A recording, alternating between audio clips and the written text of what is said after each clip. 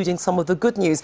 Now, let's talk to Alpesh Patel. He's the CEO of Pryfinian Partners. Alpesh, one of the brighter stories, so to speak, were these retail sales figures coming out of the UK. They didn't look too bad, considering that we're supposed to have a double-dip recession, and many retailers say that life on the high street is tough, which is why we're having to close the doors down.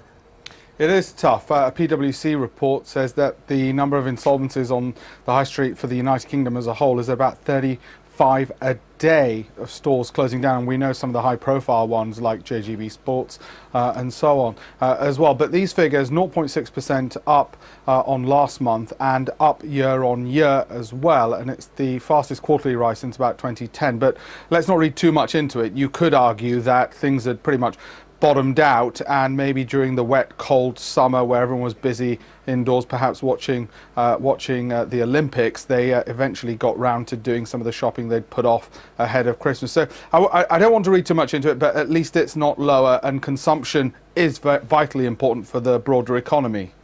Let's stay on the high street. In this case, I want to focus on Mothercare. They have been going through a turnaround, reaping the benefits of this because they're seeing a return to sales growth. Yes, again, we can look at the positive of this because over the last couple of years they've been making losses, and sales have been falling, and the company's been suffering. They've brought in a new CEO a while back to turn this around. It's a company which operates in 60 countries, and their strategy very much is to expand abroad where there's higher growth and demand for their products, and of course baby booms, as opposed to the United Kingdom, where of course the trends are very much in the opposite direction. But that's fine. It still remains a British company and doing well abroad, and that's now reflecting not just in their overall figures because of those foreign expansions, but also because they've cut back on their UK stores. That's helped also stop some of the bleeding of losses. It's interesting you've mentioned international forces there, because that leads quite nicely into the next subject that I want to talk to you about, and that is China. They actually saw some growth in their quarter. In fact, the growth slowed down a bit. That could be detrimental to some economies, but this is exactly what the government wanted, because they were worried about the economy overheating and forcing a hard landing. So their medicine of intervention does appear to be working.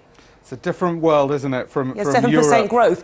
Yes, they've hit 7.4% growth over the last quarter, and it was 7.6% before that. They're targeting about 7.5%, down from 10% growth. And yes, you're absolutely right. They're managing it, and the reason they want to manage it and not have runaway growth is because they want to protect against inflation. They want to make sure that there aren't bubbles created, particularly in real estate. They're keeping a close eye on industrial production, which has been strong. In terms of consumption as well, they're keeping a close eye on that by raising interest rates when they need to as well. So they want to make sure that the quality of growth is very good. I was at lunch with Jim O'Neill, the chairman of Goldman Sachs Asset Management, and he also was saying that it's this issue of quality of growth. You don't want bubbles where there's frothy companies which are here today, gone tomorrow, because there was so much money sloshing around the system. So this is good, not just for China, but actually for the rest of the world, which is looking to export to China. Hopefully we'll have more interesting lunches, and you can actually give us some feedback on those as well. But Alpesh Patel, we'll leave it there. Thank you very much. And of course, we will have more updates on those stories and taking more analysis on those figures from China later in the evening. But in the